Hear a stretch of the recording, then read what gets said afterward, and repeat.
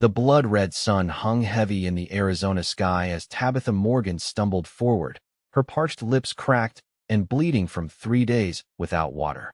Her once fine blue dress, now tattered and dust-covered, dragged behind her like a defeated flag as the merciless desert wind whipped strands of copper hair across her face. She had left everything behind in Boston: her family, her fiancé, her life of privilege, to answer the letter from her dying aunt in Tucson, only to have the stagecoach robbed and the passengers left stranded in the unforgiving Sonoran desert. Tabitha's vision blurred as she forced one foot in front of the other. The distant mountains wavered like phantoms in the heat. She had long since abandoned her trunk with all her belongings, carrying only a small reticule containing her aunt's letter and the last of her money. The other passengers had headed east, certain they would find the stage station. Tabitha, believing her aunt's home lay westward, had struck out alone, a mistake that now seemed fatal. Her knees buckled. The ground rose to meet her as she collapsed into the sun-baked earth, the fine sand coating her face and filling her mouth. She tried to rise, but found no strength left in her limbs.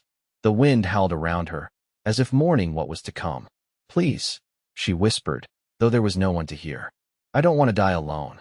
As consciousness began to slip away, Tabitha thought she heard the pounding of hooves. A mirage, surely. Another cruel trick of the desert. Yet the sound grew louder, more insistent. Then a shadow fell across her face, blocking the punishing sun. "Miss? Miss, can you hear me?" The voice was deep, tinged with concern. Strong hands gently turned her over, and through half-closed eyes, Tabitha saw the silhouette of a man against the brilliant sky. A wide-brimmed hat shielded his face from her view, but she felt the gentleness in his touch as he lifted her head. "Water," she managed to rasp. Something cool pressed against her lips. A canteen. Water dribbled into her mouth, and she nearly choked in her eagerness to swallow. "Easy now," the voice cautioned. "Small sips, or you'll make yourself sick." Tabitha obeyed, letting the life-giving water trickle down her parched throat. After a moment, her rescuer pulled the canteen away. "What's your name, miss?" "Tabitha," she whispered. "Tabitha Morgan. I'm Xavier Reeves." He adjusted his hold on her. "You're a long way from anywhere, Miss Morgan. How'd you come to be out here alone?" But Tabitha couldn't answer. The relief of being found combined with her exhaustion overtook her, and darkness claimed her vision once more. The last thing she felt was being lifted, cradled against a solid chest, as the man called Xavier mounted his horse. "Don't you worry," she heard him say as consciousness faded. "I've got you now." When Tabitha awoke, the harsh glare of the sun had been replaced by the soft glow of lamplight. She lay on a narrow cot in a small room constructed of rough-hewn logs. A wool blanket covered her, and someone had removed her boots. For a moment, she thought she might be dead, until the pain in her sunburned skin and parched throat reminded her otherwise. She tried to sit up, but fell back with a groan. The door to the room opened, and a man entered, tall and broad-shouldered, with a face weathered by sun and wind. Dark hair fell across his forehead, and his eyes, a startling shade of blue, regarded her with concern. "You're awake," he said, approaching the cot. "That's good. You had me worried." Tabitha recognized the voice from the desert. "Xavier." A slight smile touched his lips. "That's right. And you're Tabitha Morgan, if I recall correctly." She nodded, then winced at the pain the movement caused. "Where am I?" "My ranch. The Diamond R. About 20 miles northwest of Tucson." He sat on a wooden chair beside the cot and offered her a cup of water. "Can you sit up to drink?" With his help, Tabitha managed to prop herself against the wall. She drank deeply, savoring each swallow. "The stagecoach," she said when she had finished. "We were attacked. Men with bandanas covering their faces. They took everything: the strongbox, luggage, even the horses. The driver was shot." She closed her eyes against the memory. The other passengers decided to head east. "I thought west was the direction to Tucson." "East would have taken them to the stage station at Dragoon Springs," Xavier explained. "But that's still a hard day's ride. Without water." He shook his head. "I'll send some of my men to look, but I don't hold much hope." Tabitha felt tears stinging her eyes. Those poor people. If Xavier hadn't found her, she would have met the same fate. "How long have I been here?" she asked. "Since yesterday afternoon." It's morning now. He took the empty cup from her hands. Doc Pearson came by last night. Said you were suffering from heat exhaustion and dehydration, but that you'd recover with rest and plenty of water. Thank you, Tabitha said softly. You saved my life. Xavier shrugged, appearing uncomfortable with her gratitude. Anyone would have done the same. But it wasn't anyone. It was you. She studied him more carefully now. He was younger than she'd first thought, perhaps 30, with a quiet dignity about him that seemed at odds with his rugged appearance. I don't know how I'll ever repay you. No need for that. He stood, towering over her. Are you hungry? My housekeeper, Mrs. Dalton, has breakfast ready. At the mention of food, Tabitha's stomach growled loudly, and she felt heat rise to her cheeks. Xavier chuckled. I'll take that as a yes. There's a wash basin on the dresser, and Mrs. Dalton found some clothes that might fit you. They belonged to my sister before she moved back east. Come to the kitchen when you're ready. He headed for the door, then paused. You mentioned Tucson. Do you have family there? My aunt, Tabitha replied. Clara Morgan. She owns a millinery shop on Congress Street. A shadow passed over Xavier's face. Miss Morgan, I'm afraid I have some bad news. Clara Morgan passed away about 3 weeks ago. Pneumonia, they said. The news hit Tabitha like a physical blow. Dead. Her aunt was dead? The room seemed to spin around her. I'm sorry, Xavier said quietly. I didn't mean to be so blunt. No, it's Tabitha swallowed hard. I received a letter from her. She said she was ill, that she needed me. That's why I came west. When was the letter written? Over a month ago. It took time to reach Boston, and then I had to arrange passage. Tabitha closed her eyes, feeling utterly lost. I have nowhere to go now. Let's not worry about that just yet, Xavier said gently. Get dressed, have some breakfast. Things often look different on a full stomach. After he left, Tabitha sat in stunned silence. Her Aunt Clara had been her mother's younger sister, a spirited woman who had scandalized the family by heading west after the war to make her own way. They had corresponded regularly over the years, and when Tabitha's parents died of influenza 2 years ago, Clara had been her only remaining family. The letter asking for help had seemed providential, offering Tabitha an escape from an unwanted engagement to Bradley Harrington, the son of her father's business partner. Now Clara was gone, and Tabitha was alone in a strange, hostile land with almost no money and no prospects. She forced herself to rise, wincing at the stiffness in her limbs. The clothes Xavier had mentioned, a simple cotton dress and undergarments, lay folded on a chair. After washing her face and hands in the basin, she dressed quickly. The dress was a bit large but clean and serviceable. She found a hairbrush on the dresser and did her best to tame her tangled copper locks, then took a deep breath and left the room.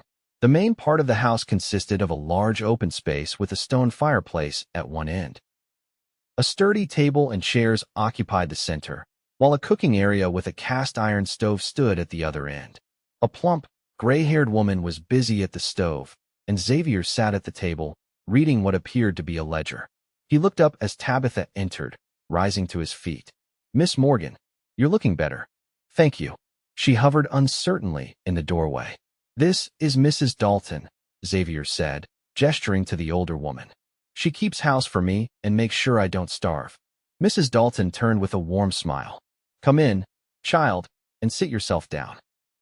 You look like you haven't had a proper meal in days. I haven't, Tabitha admitted, taking the seat Xavier pulled out for her. Mrs. Dalton set a plate before her, heaped with eggs, bacon, and biscuits smothered in gravy. The aroma made Tabitha's mouth water, and despite her grief over her aunt, she found herself ravenous. She ate with as much decorum as she could muster, but it was difficult not to wolf down the food. Slow down, Mrs. Dalton cautioned, refilling Tabitha's coffee cup. There's plenty more. Xavier watched her eat, his expression unreadable. When she had finished, he closed his ledger.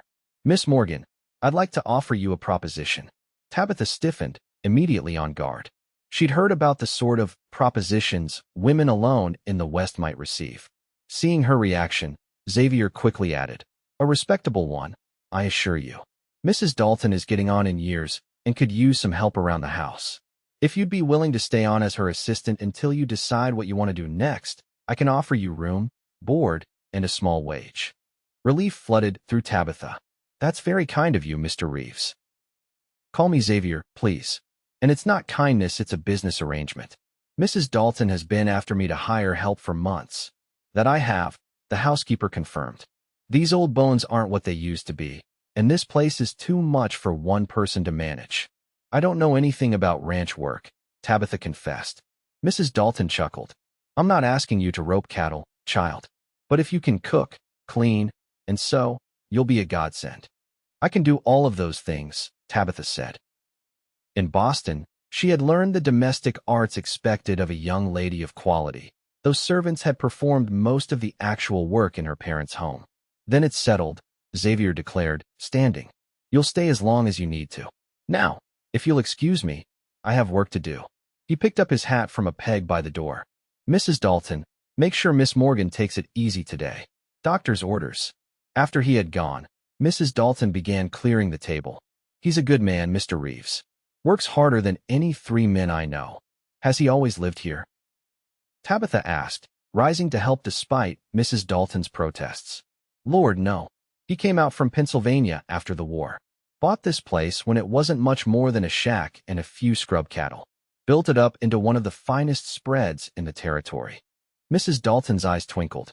Broke many a local girl's heart, too, but he never seemed interested in settling down.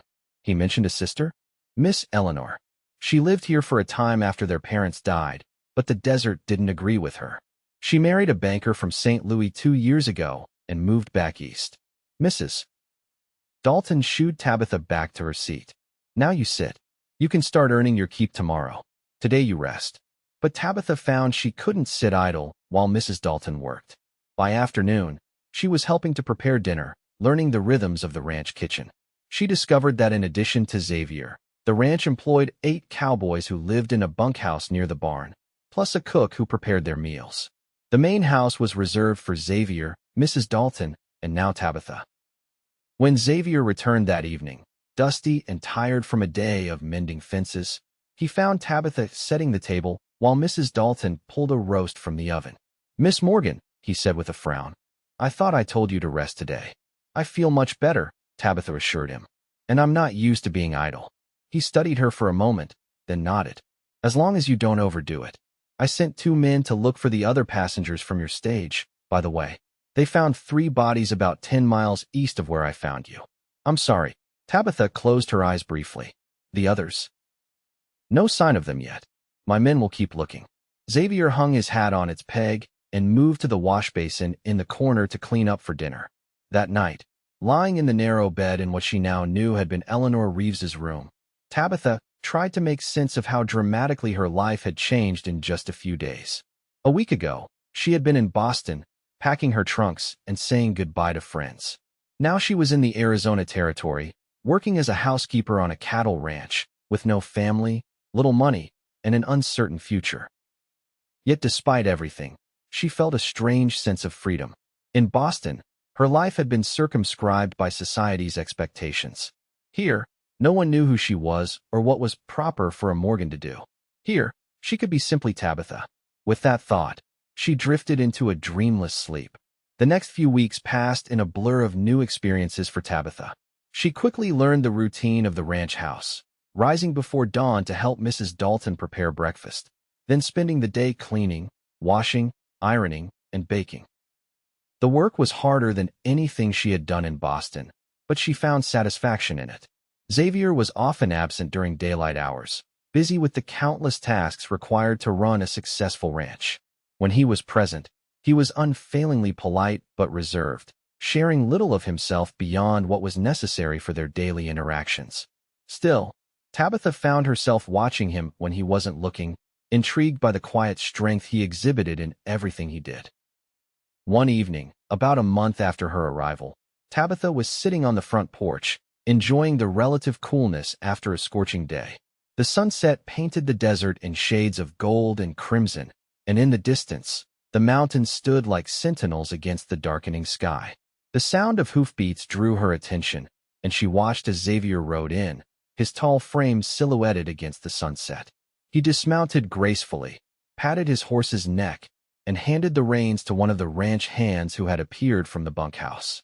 Then, Spotting Tabitha on the porch, he approached. "Evening, Miss Morgan," he said, removing his hat. "Mind if I join you?" "Please do," she replied, gesturing to the empty chair beside her. "And I wish you would call me Tabitha. After all, I've been living in your home for a month now." A faint smile touched his lips as he sat down. "Tabitha, then. And I'm still Xavier. How was your day?" she asked, enjoying the simple domesticity of the question. "Productive. We moved the herd to the north pasture. Better grazing there after those rains last week." He stretched his long legs out in front of him. "And yours?" "I made preserves with Mrs. Dalton. She says the apricots from your orchard are the finest in the territory." High praise from Mrs. Dalton. Xavier's eyes crinkled at the corners when he smiled. She noticed. It transformed his face, softening the hard lines carved by sun and wind. They sat in companionable silence for a time, watching as the first stars appeared in the deepening blue of the sky. "I've been meaning to ask," Xavier said finally. "Your aunt's shop in Tucson, do you know what's become of it?" Tabitha sighed. "According to the letter I received from her lawyer, it was sold to cover her debts and funeral expenses. There was a small sum left over, which he's holding for me." She twisted her hands in her lap. "Not enough to get back to Boston, even if I wanted to go." "And do you want to go back?" She considered the question carefully. "No," she said at last. "There's nothing for me there now. My parents are gone, and the man I was engaged to." She hesitated. "You were engaged?" Xavier's voice held a note of surprise. "Yes, to Bradley Harrington. A business arrangement, really, engineered by his father after my parents died. I didn't love him." Tabitha looked out at the darkening desert. "When I received Aunt Clara's letter, it seemed like Providence a chance to escape a loveless marriage and help my aunt at the same time. And now I'm here," she said simply, "learning to live a very different life than the one I was raised for." "Do you regret it? Coming west?" Tabitha turned to look at him directly. "No. Despite everything, I don't regret it. There's a freedom here I never knew in Boston. A chance to discover who I am, not who others expect me to be." Xavier studied her face in the fading light. "You're a remarkable woman, Tabitha Morgan." The words, spoken softly and with evident sincerity, warmed her more than they should have. "Thank you," she murmured, suddenly aware of how close they were sitting, how intimate the gathering darkness felt. Xavier seemed to realize it too, for he abruptly stood. "It's getting late. Mrs. Dalton will have dinner ready soon." As they walked back into the house together, Tabitha felt a curious lightness in her chest, as if something important had just happened, though she couldn't quite say what it was. The following Sunday, Xavier surprised Tabitha by asking if she would like to accompany him to Tucson. "Mrs. Dalton has been complaining that we're low on supplies," he explained over breakfast. "And I thought you might like to see the town properly, not just from the back of a horse half dead from thirst." "I would love to," Tabitha said, trying to contain her excitement. She had not left the ranch since her arrival and was eager to see more of her new home. "We'll leave after breakfast," Xavier said. "It's about a 2-hour ride. We'll take the buckboard." Mrs. Dalton insisted on packing them a lunch, and by mid-morning, they were on their way. Xavier handled the team of horses with easy confidence, and Tabitha found herself relaxing in his company. "Tell me about your life in Boston," he said as they traveled. "I've never been east of the Mississippi." So Tabitha told him about growing up in a fine house on Beacon Hill, about her education at Miss Porter's School for Young Ladies, about the endless rounds of teas and socials that had made up her social life. "It all seems so trivial now," she admitted. "So constrained. And yet it produced you," Xavier observed. "So it couldn't have been all bad." The compliment, delivered in his straightforward manner, pleased her immensely. "What about you?" she asked. "Mrs. Dalton mentioned you came from Pennsylvania." "That's right. My father owned a small factory in Pittsburgh that made parts for railway engines. He expected me to follow him into the business, but I never had a head for it." Xavier's eyes remained on the road ahead. "Then the war came, and like every other fool young man, I enlisted." "Which side?" Tabitha asked hesitantly. "Union. Fought with the 9th Pennsylvania Cavalry." His jaw tightened. "Saw things no man should see. Did things I'm not proud of. When it was over, I couldn't go back to the life I'd known before. Everything felt small, meaningless. So you came west." Xavier nodded. With my discharge pay and what my father gave me to find my fortune, as he put it. Worked as a cowhand for a few years, learned the business. Then I found this place, a rundown ranch with good water and better grazing land. The owner was an old man with no heirs who wanted to retire to California. We struck a deal. And you build it into what it is today, Tabitha finished for him. He shrugged. It's not much compared to some of the big spreads, but it's mine. I know every rock and tree on it. I've sweated and bled for it. He glanced at her. I sound like a braggart. No, she said softly. You sound like a man who's proud of what he's accomplished. As you should be. Their eyes met briefly, and something passed between them, a moment of understanding that needed no words. Tucson proved to be larger and more developed than Tabitha had expected.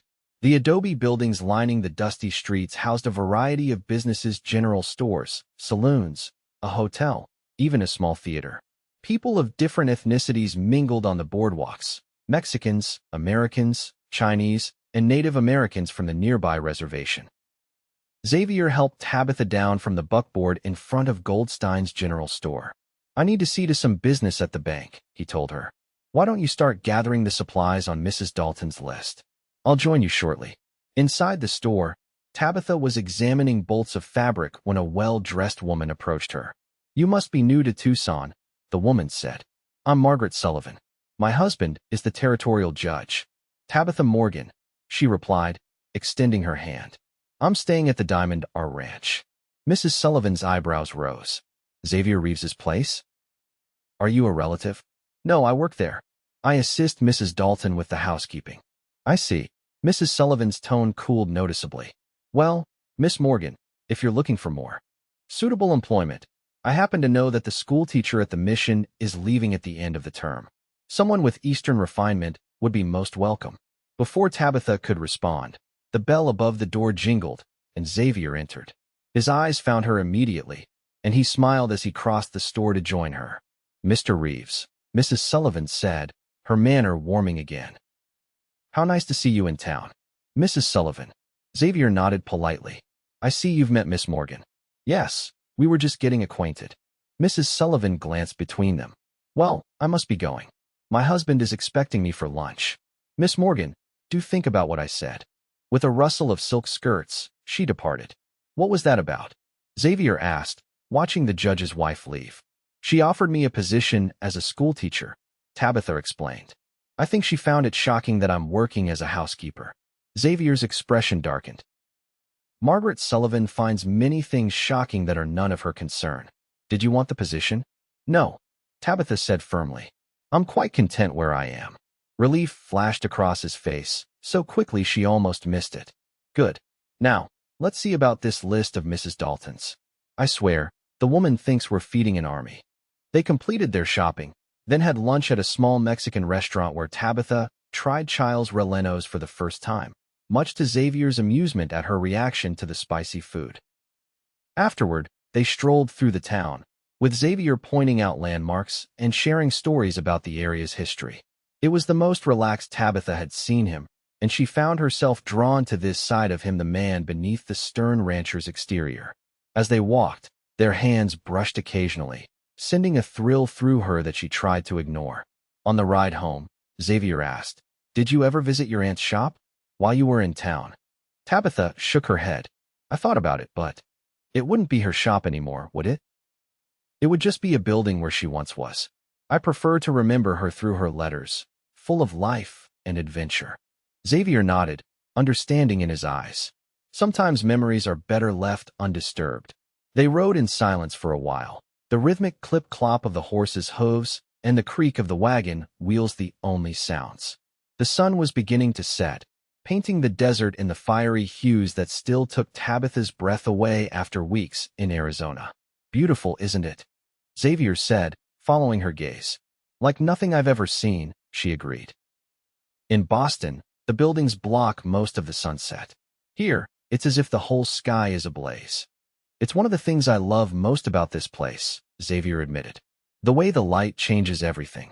Morning, noon, evening, each has its own beauty. Tabitha turned to look at him, struck by the poetry in his words. He was staring straight ahead, his profile strong against the reddening sky. and she felt a sudden, powerful urge to reach out and touch him, to trace the line of his jaw with her fingers. The realization of what she was thinking sent heat rushing to her cheeks, and she quickly looked away. This wouldn't do. Xavier was her employer, her rescuer, perhaps her friend, but nothing more. To imagine otherwise was foolish. Yet as they continued toward home, Tabitha couldn't help stealing glances at him, couldn't help wondering what it might be like if things were different between them. Summer gave way to fall, bringing milder temperatures and a change in the ranch's routine. Xavier and his men were busy preparing the cattle for the winter months, repairing shelters, and storing feed. Tabitha settled more deeply into her role, taking on additional responsibilities as Mrs. Dalton's arthritis worsened with the cooler weather. One crisp October morning, Tabitha was hanging laundry on the line behind the house when she heard a commotion from the direction of the corral. Curious, she left her basket and walked around the house to see what was happening. In the corral, Xavier was astride a bucking horse, one hand gripping a rope, the other raised for balance. The animal twisted and spun, trying to dislodge its rider, but Xavier moved with it, his body in perfect harmony with the horse's violent motions. Several ranch hands leaned against the fence, calling out encouragement. Tabitha watched, heart in her throat, as man and beast battled for dominance. Xavier's face was set in concentration, his body taut with effort. There was something primal and compelling about the scene, the raw power of the horse, the skill and determination of the man. Finally, after what seemed an eternity, the horse gave one last half-hearted buck and then settled, breathing hard but defeated. A cheer went up from the watching cowboys as Xavier patted the animal's neck and guided it in a slow circle around the corral. "That's how it's done, boys," he called, a rare grin splitting his face. Nothing to it. He dismounted gracefully and handed the reins to one of the men, then turned and saw Tabitha standing by the fence. The smile faded, replaced by a look of uncertainty. "Miss Morgan," he said, approaching her. "I didn't see you there." "That was impressive," she told him honestly. "I've never seen anything like it." Xavier ducked his head, almost shyly. "Just breaking in a new horse. Nothing special." "It looked special to me." She smiled at him. "You looked free." Something shifted in his expression, a softening around the eyes. "I suppose I did feel that way. There's nothing like matching yourself against a wild thing and finding you can work together after all." They stood looking at each other, the moment stretching between them, until one of the cowboys called Xavier's name, breaking the spell. "I should get back to work," Tabitha said, suddenly aware of the men watching them. "And I should see what Tomas wants," Xavier agreed. "Will you? That is, would you like to go riding with me tomorrow? There's a place I'd like to show you. If you're interested." "I'd like that very much," Tabitha said, her heart beating faster at the invitation. "Good. After breakfast, then." Xavier tipped his hat to her and strode off toward the bunkhouse, leaving Tabitha with a curious mixture of anticipation and nervousness. The next morning dawned clear and cool, perfect for riding. After breakfast, Xavier brought 2 horses to the front of the house, his own chestnut gelding and a gentle bay mare for Tabitha. "Have you ridden much?" he asked as he helped her into the saddle. "A little, in the park in Boston," Tabitha admitted. "But nothing like this. Don't worry. Daisy here is as steady as they come. Just follow my lead, and you'll be fine." They rode at an easy pace, Xavier pointing out features of the landscape and sharing stories about the ranch's early days. Tabitha, initially tense, gradually relaxed into the rhythm of the horse's movement, enjoying the freedom of the open country. After about an hour, they crested a rise, and Xavier reined in his horse. "We're here," he said, dismounting and coming to help Tabitha down. Here proved to be a small hidden valley, lush with vegetation compared to the surrounding desert. A spring bubbled up from between rocks, creating a tiny stream that meandered through stands of cottonwood and willow trees before disappearing underground again at the valley's far end. "It's beautiful," Tabitha breathed, taking in the unexpected oasis. "I found it my first year here," Xavier said, leading her to a flat rock beside the spring. "I come when I need to think, or just to be alone for a while." "And you're sharing it with me?" Tabitha was touched by the gesture. Xavier looked at her, his blue eyes serious. "I've never brought anyone else here." The implication of his words hung in the air between them. Tabitha felt a flutter in her stomach, part excitement, part fear. This was dangerous territory they were entering. "Why me?" she asked softly. Xavier ran a hand through his dark hair, a gesture she had come to recognize as a sign of his discomfort. "Because you understand, I think. The need for a place that's just yours. A place where you can be yourself without anyone watching or judging." Tabitha nodded slowly. In Boston, there was nowhere like that. Every moment was observed, every action noted and commented upon. "And here, I'm learning what freedom feels like," she admitted. "What I like, what I want." "And what is it you want, Tabitha?" Xavier's voice had dropped to almost a whisper. She looked up at him, at the face that had become so dear to her over the past months, and knew she couldn't lie not here, not to him. "Something I probably shouldn't." Xavier's hand came up to touch her cheek, his calloused fingers gentle against her skin. "Something like this?" Before she could answer, he leaned forward and kissed her, a soft, questioning touch of his lips to hers. Tabitha froze for an instant, then responded, her hands coming up to rest on his shoulders as she returned the kiss with a fervor that surprised her. When they finally broke apart, both breathing hard, Xavier rested his forehead against hers. "I've wanted to do that since the day you woke up in my house," he confessed. "But I didn't want to take advantage. You were vulnerable, alone in a strange place." "And now?" Tabitha asked, her heart pounding. "Now you're stronger. You've made a place for yourself here." His thumb traced the line of her jaw.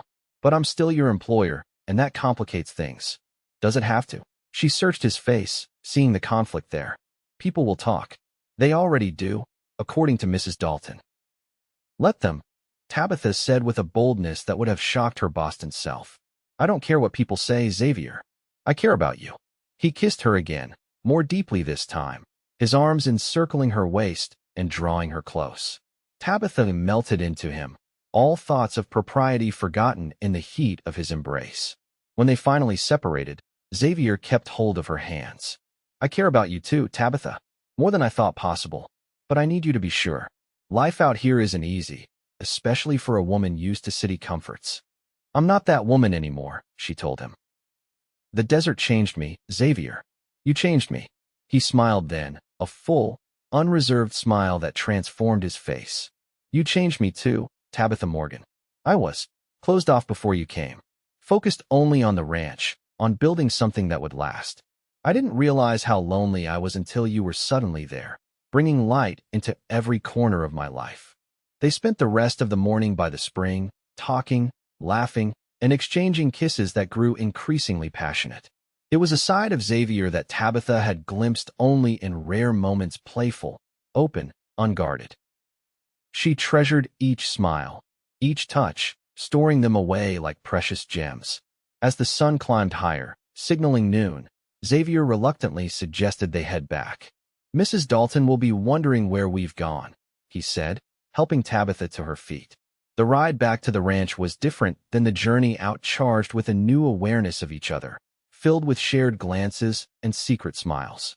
Tabitha felt as if she were floating, buoyed by a happiness she had never expected to find in the harsh Arizona desert. As they approached the ranch, however, they saw a cloud of dust on the road ahead, resolving into a rider approaching at speed. Xavier frowned, urging his horse forward to meet the newcomer, who proved to be one of his ranch hands returning from Tucson.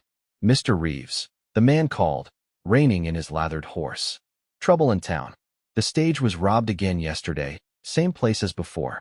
Marshall's forming a posse, says he needs every man who can ride and shoot." Xavier's expression hardened into the mask of the stern rancher once more. "Anyone hurt?"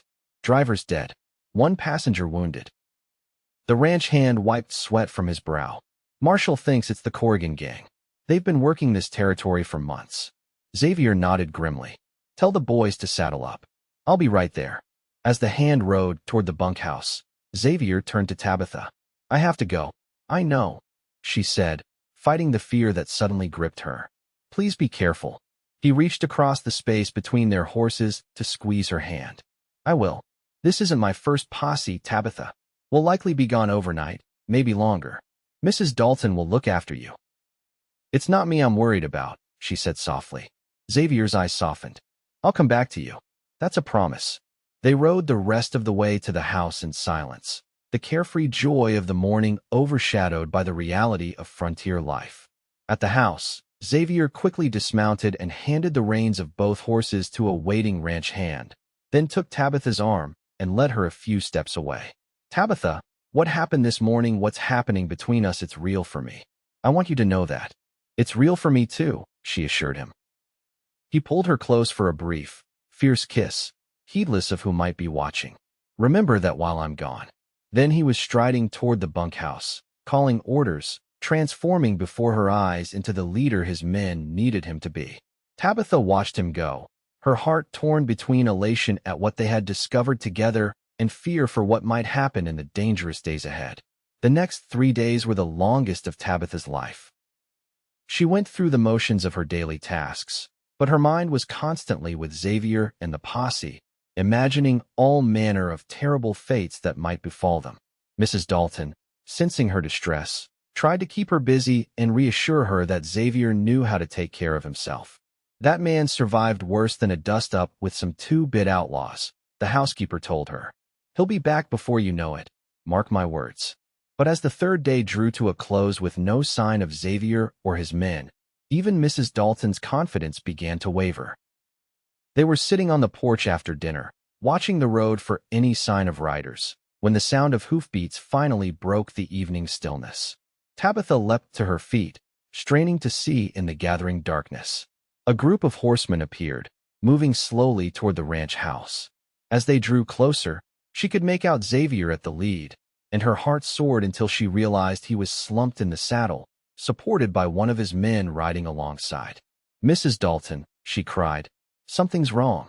The old woman was already moving, faster than Tabitha had ever seen her move. "Get hot water on the stove," she ordered, "and bring the whiskey from the cupboard. And clean towels. Lots of them." Tabitha rushed to obey as the riders reached the house. Through the window, she saw 2 men helping Xavier down from his horse. He was conscious but clearly in pain, his shirt dark with what could only be blood.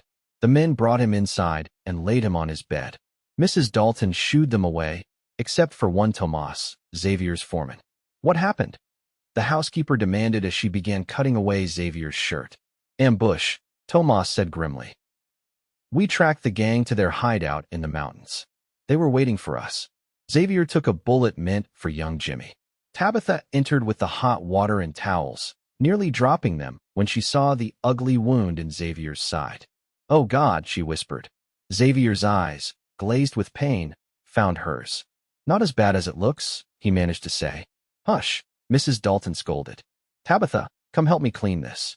Tomas, ride for the doctor." "Already sent Hank," Tomas assured her. "He should be back with Doc Pearson by morning." "Morning might be too late." Mrs. Dalton muttered, examining the wound. "Then we'll have to do what we can ourselves," Tabitha said, setting down her burdens and rolling up her sleeves. "I helped nurse soldiers during the war when they turned our house into a temporary hospital. I know something about bullet wounds." Mrs. Dalton looked at her with new respect. "Then tell me what to do." Between them, they cleaned the wound, determined that the bullet had passed through Xavier's side without hitting any vital organs, and packed the entry and exit holes with clean cloth soaked in whiskey. Xavier bore the painful process with gritted teeth, only once letting out a groan when Tabitha had to probe the wound to make sure no cloth or bullet fragments remained inside. "I'm sorry," she murmured, tears in her eyes at causing him pain. "Don't be," he gasped.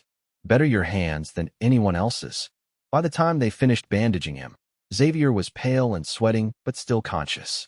Mrs. Dalton administered a dose of laudanum from the medicine cabinet, and soon he drifted into an uneasy sleep. "You should rest," the housekeeper told Tabitha. "I'll sit with him for a while."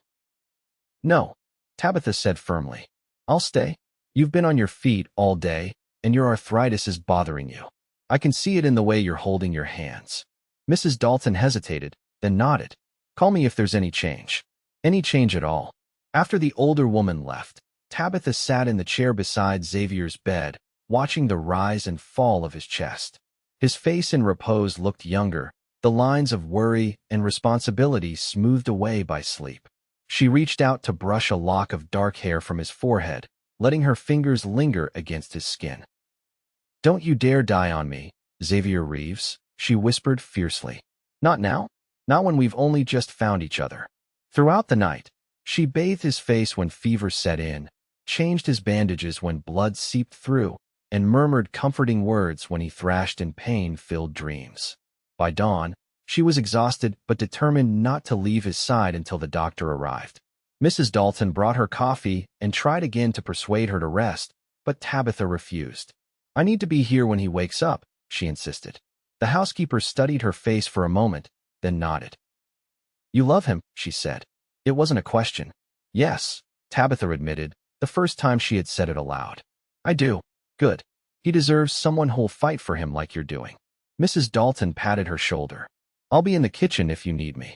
Mid-morning brought Dr. Pearson, a grizzled old man with kind eyes and capable hands. He examined Xavier thoroughly, then nodded in approval at Tabitha's work. Couldn't have done better myself, he told her. The bullet missed anything important, and you've kept the wound clean. Barring infection, he should recover fully. Thank God, Tabitha breathed. He'll need rest, though. No writing, no working for at least 2 weeks. The doctor repacked his bag. Think you can keep him in bed that long? I'll tie him down if I have to, Tabitha promised, relief making her lightheaded. Dr. Pearson chuckled. I believe you would at that. He's a lucky man, Mr. Reeves. In more ways than one, I'd say.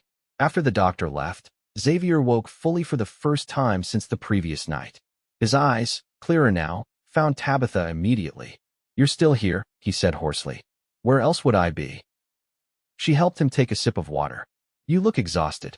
His hand reached for hers. Have you been up all night? Someone had to make sure you kept breathing, she said, trying for lightness but failing as her voice broke on the last word. Xavier's fingers tightened around hers. I'm too stubborn to die, Tabitha. Especially now. You'd better be, she told him, tears spilling down her cheeks despite her best efforts to contain them. Because I love you, Xavier Reeves, and I'm not ready to lose you. A smile spread across his pale face, transforming it despite the pain and exhaustion. Say that again. I love you. And I love you, Tabitha Morgan. He tugged gently on her hand, drawing her closer. Come here. She leaned down, and he kissed her softly, a brief touch of lips that nonetheless conveyed all the emotion words couldn't express. Now, he said when they parted, tell me what the doctor said, and don't try to soften it. I need to know how long I'll be useless. Tabitha told him Dr. Pearson's instructions, expecting an argument, but Xavier surprised her by nodding in acceptance. 2 weeks isn't so long, he said. Tomas can handle things. And I'll have you to keep me company, won't I? Every minute I can spare, she promised. Good. His eyes were already beginning to close again, the brief conversation having drained his limited strength. Because there's something important I need to ask you, but it can wait until I'm on my feet again. Tabitha watched as he drifted back to sleep, wondering what question could be so important that it needed to wait until he was recovered. The possibility that it might be the most important question a man could ask a woman both thrilled and terrified her. The next 2 weeks passed in a blur of nursing duties and ranch responsibilities. Tabitha divided her time between caring for Xavier and helping Mrs. Dalton manage the household, which now included feeding the ranch hands as their cook had accompanied the posse and been wounded himself, though less seriously than Xavier. Xavier proved to be a better patient than Tabitha had feared, following the doctor's orders with minimal complaint. Perhaps it was because she spent hours each day sitting with him, reading aloud from his small collection of books, or simply talking. They shared stories from their childhoods, dreams for the future, and thoughts on everything from politics to poetry. In those quiet conversations, their love deepened and strengthened, growing from the initial spark of attraction into something more solid and lasting. By the time Dr. Pearson declared Xavier fit to resume light duties, Tabitha knew with certainty that whatever question he planned to ask her, her answer would be yes. The evening after the doctor's visit, Xavier suggested they ride to their spring, as Tabitha had come to think of it. Though concerned about whether he was strong enough, she couldn't deny her eagerness to return to the place where they had first acknowledged their feelings for each other. The late November day was crisp but not cold, the desert winter still held at bay by lingering autumn warmth. They rode slowly, mindful of Xavier's healing wound, and reached the hidden valley as the sun began its descent toward the horizon. Xavier spread a blanket beside the spring, and they sat together, watching the play of light through the cottonwood leaves. He seemed nervous, Tabitha noticed, fidgeting with a loose thread on the blanket, so unlike his usual composed self. "Xavier," she said gently, "what is it you wanted to ask me?" He took a deep breath, then turned to face her fully. "Tabitha, these past months have been the happiest of my life, despite everything that's happened. Before you came, I thought I was content with my life, the ranch, my work, the occasional trip to town. But now I know I was just existing, not really living." He took her hands in his blue eyes intense with emotion. "I love you. I want to build a life with you, here on this land that's become part of me. I want to wake up beside you every morning and fall asleep with you in my arms every night." He reached into his pocket and withdrew a small velvet box. "Tabitha Morgan, will you marry me?" Opening the box, he revealed a ring, a simple gold band set with a single diamond that caught the fading sunlight and scattered it in rainbow flashes. Tears filled Tabitha's eyes as joy welled up inside her. "Yes," she whispered, then louder. "Yes, Xavier, I will marry you." His face broke into the most radiant smile she had ever seen as he slipped the ring onto her finger. Then he was pulling her into his arms, his mouth finding hers in a kiss that spoke of promises and passion and a future together. When they finally broke apart, both breathless, Xavier rested his forehead against hers. "I've been carrying that ring around for weeks," he admitted. "I bought it in Tucson the day I was shot. Had it in my pocket the whole time." "It's beautiful," Tabitha said, admiring the way the diamond sparkled. "But how did you know my size?" Xavier looked slightly embarrassed. "I may have borrowed one of your gloves and taken it to the jeweler." "Sneaky," she teased, leaning in to kiss him again. They stayed by the spring until the sun disappeared behind the mountains, talking of wedding plans and their future together. Xavier wanted a Christmas wedding, just a month away, and Tabitha saw no reason to wait. They would be married in the small church in Tucson, with Mrs. Dalton, the ranch hands, and the few friends Xavier had made in his years in Arizona as witnesses. As they rode back to the ranch, hand in hand when the trail allowed it, Tabitha marveled at how completely her life had changed since that desperate day in the desert. What had seemed like the end had truly been a beginning, the start of a journey that had led her to love, to purpose, and to the man who now rode beside her, his presence as steady and reassuring as the land itself. The wedding day dawned clear and cold, a perfect Arizona winter morning. Tabitha stood at the window of the hotel room in Tucson, where she had spent the night, watching the sun rise over the distant mountains. In just a few hours, she would become Mrs. Xavier Reeves, a thought that filled her with nervous excitement. A knock at the door announced the arrival of Mrs. Dalton, who had come to help her dress. The housekeeper carried a large box, which she set on the bed with a flourish. "A wedding gift from your groom," she announced. "He said you'd know what it means." Curious, Tabitha opened the box to find a beautiful dress of pale blue silk, the exact shade of the dress she had been wearing when Xavier found her in the desert, now reproduced in fine fabric rather than the travel-worn cotton of the original. "Oh," she breathed, lifting the garment carefully. "It's perfect." Mrs. Dalton smiled knowingly. He had it made special in Tucson, from a drawing he did himself. Never knew the man had such an eye for ladies' fashion. He was paying attention, even then, Tabitha said softly, remembering how Xavier had described finding her, half dead in the desert wind, her blue dress spread around her like a fallen flag. With Mrs. Dalton's help, she dressed in the beautiful gown, which fit as if it had been made for her, which, of course, it had been. Her copper hair, grown longer in the months since her arrival in Arizona, was arranged in a simple but elegant style, adorned with a small circlet of desert flowers that Mrs. Dalton had somehow procured despite the season. "You look beautiful, child," the housekeeper said, stepping back to admire her handiwork, "like a desert sunrise." "Thank you," Tabitha said, embracing the older woman who had become like a mother to her. "For everything. I don't know what I would have done without you these past months." "Nonsense," Mrs. Dalton said gruffly, but her eyes were suspiciously bright. "Now, let's not keep that man of yours waiting. He's been pacing the church since dawn, according to Tomas." The small adobe church was filled to capacity when Tabitha arrived.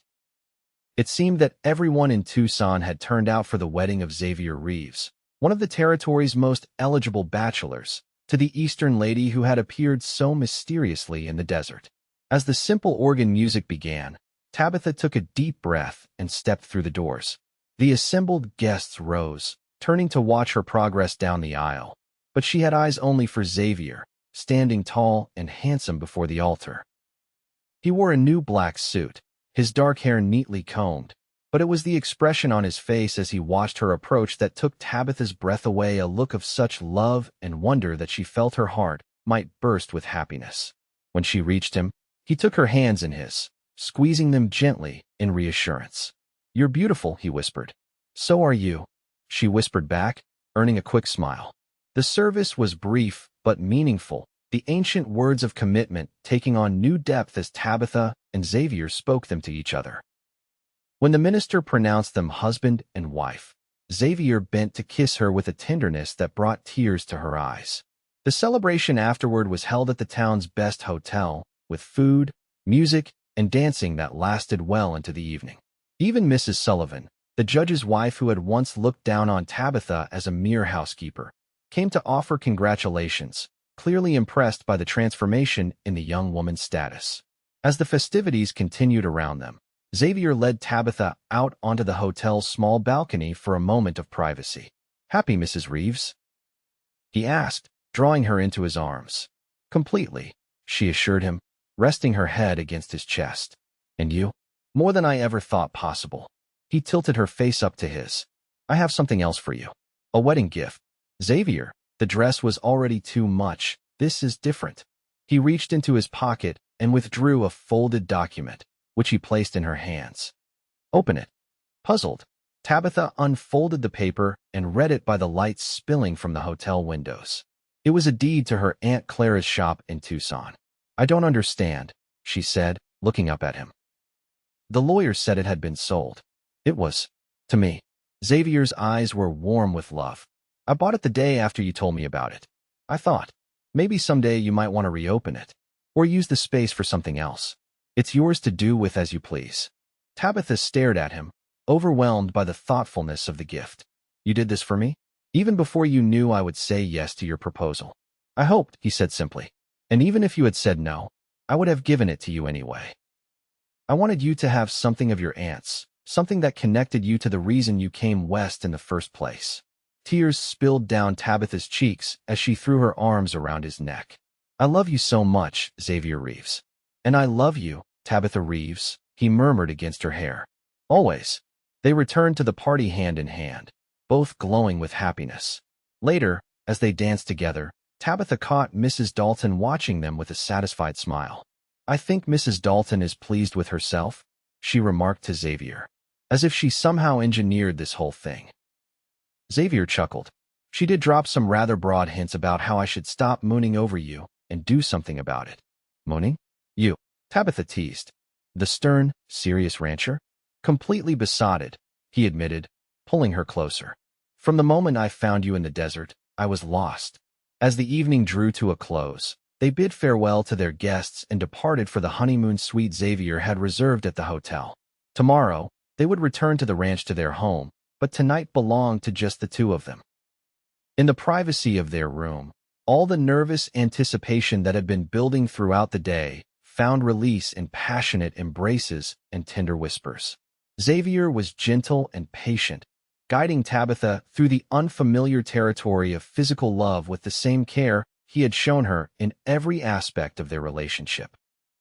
And when they lay together afterward, skin to skin under the soft blankets, Tabitha knew with absolute certainty that she had found her true home not in a place, but in the arms of the man who had lifted her from the desert floor and into a future brighter than she could have imagined. Spring came to the Diamond R Ranch with a profusion of wildflowers and new life. The cattle Xavier had bred so carefully delivered healthy calves. The vegetable garden Tabitha had planted flourished in the mild weather, and the ranch house itself seemed to glow with fresh paint and the sound of laughter. The months since their Christmas wedding had been ones of adjustment and growth as Tabitha and Xavier learned to live together as husband and wife.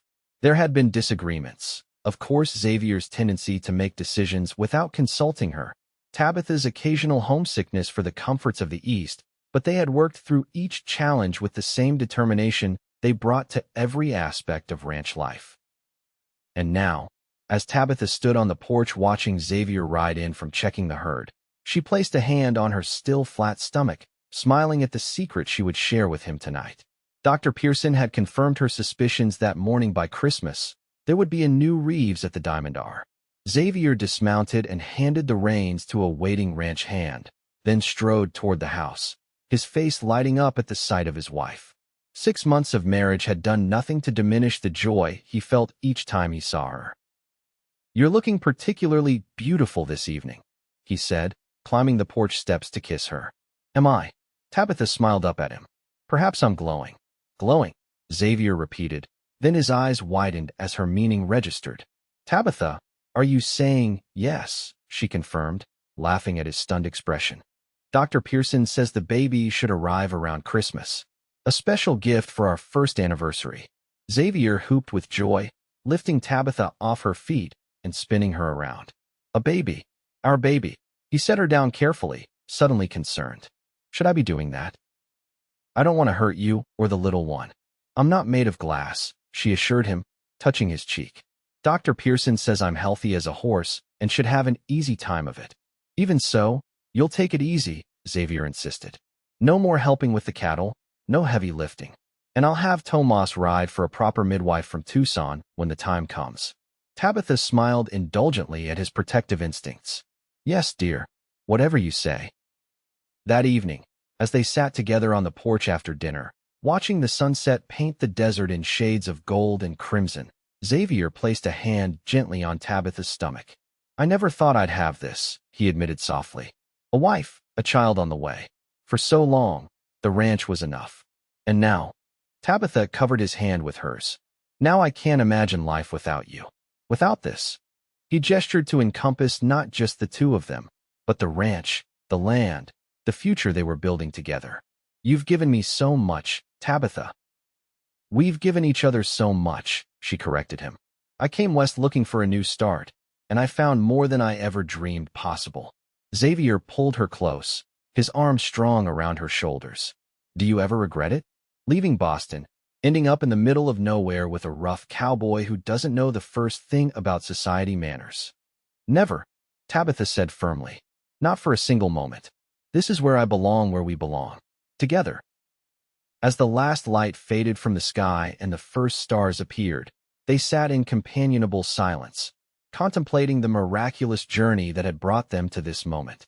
From a chance encounter in the desert to a love that would endure for a lifetime, their story was one of hope, courage, and the incredible power of reaching out a hand to someone in need. In the years to come, there would be more children, more challenges, more triumphs and setbacks as they built their life together. The Diamond R would prosper under their joint stewardship, becoming one of the most respected ranches in the territory. Tabitha would reopen her aunt's shop in Tucson, turning it into a successful business that provided employment for other women seeking independence. But no matter how much time passed, neither of them would ever forget that first meeting, a desperate young woman fallen to her knees in the desert wind, and the strong arms of a cowboy that lifted her toward tomorrow.